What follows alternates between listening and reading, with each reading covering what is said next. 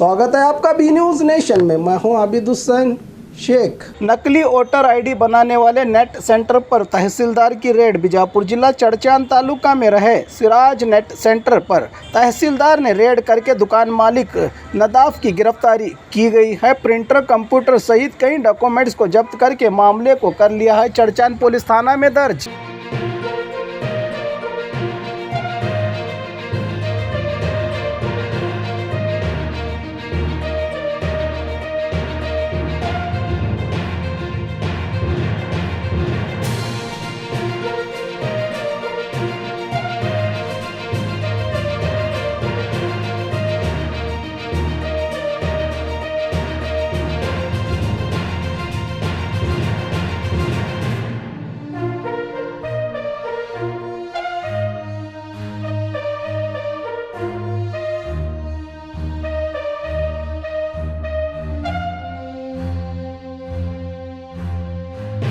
और खबरों के लिए देखते रहिए बी न्यूज़ नेशन।